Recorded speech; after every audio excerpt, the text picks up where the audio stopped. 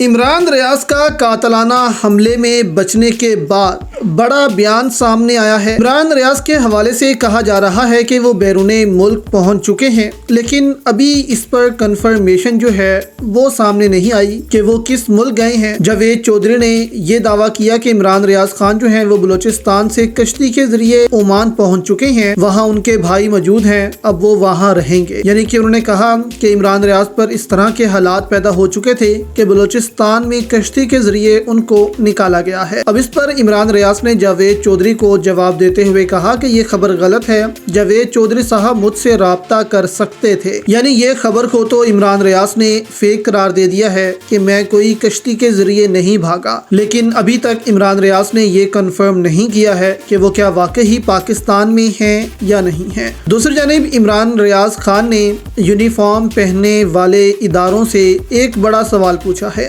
انہوں نے کہا کہ کیا ہم کمی کمین ہیں؟ یہ ہمارا ملک ہے، ہم اس کے مالک ہیں، ہم ٹیکس دیتے ہیں تو یہ ملک چلتا ہے۔ انہوں نے کہا کہ یہ جو یونیفارم پہن کر کبھی ملک توڑ دیتے ہیں، کبھی آئین توڑ دیتے ہیں، کبھی گمشدگیاں کر دیتے ہیں، ان کو سزائیں کیوں نہیں دی جاتی؟ یہ سنیں عمران ریاض نے کیا کہا۔ میں نے پہلے عرض کی تھی کہ اگر ایک عام پاکستانی سے کوئی چھوٹا موٹا جرم بھی ہو جائے نا تو اس کو فکس کر دیا جاتا ہے۔ ہم شوٹر ہیں، وہ ہم کو کمی کمین ہے، وہ ہم مالک ہیں اس ملک کے بھائی، ہم ٹیکس دیتے ہیں، ہمارے ٹیکس سے یہ ملک چلتا ہے، سب کو تنخواہیں ملتی ہیں، ہم اتنے کمی کمین ہیں کہ ہم سے غلطی ہو جائے تو ہمیں جناب فکس کر دیا جائے گا۔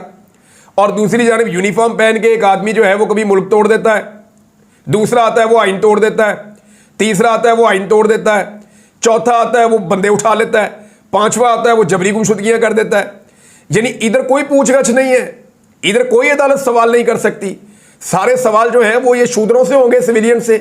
تو اب جب سے عمران ریاض پر قاتلانہ حملہ ہوا ہے، اس کے بعد سے عمران ریاض اور سخت سوالات جو ہیں وہ ادارے سے کر رہے ہیں کہ یہ کیا بات ہوئی کہ آپ سے اگر کسی کو اختلاف ہے تو اس کی زبان بند کر دو، اس کو مار دو، گمشدہ کر دو۔ ہمارے قانون میں یہ کیوں نہیں ہے کہ ان یونیفارم پہننے والوں کو، جنہوں نے اس ملک کو توڑا اس کو سزا دی جائے، جنہوں نے آئین توڑا اس کو سزا دی جائے؟ کیونکہ پاکستان کے آئین میں دوستو صاف لکھا ہے کہ جو آئین توڑے گا اس کو پھانسی کی سزا ہوگی، لیکن پاکستان میں بہت بار جرنیلوں نے پاکستان کا آئین توڑا، آئین منسوخ کیا ہے، لیکن پھر بھی کوئی ان کو ہاتھ نہیں لگا سکتا۔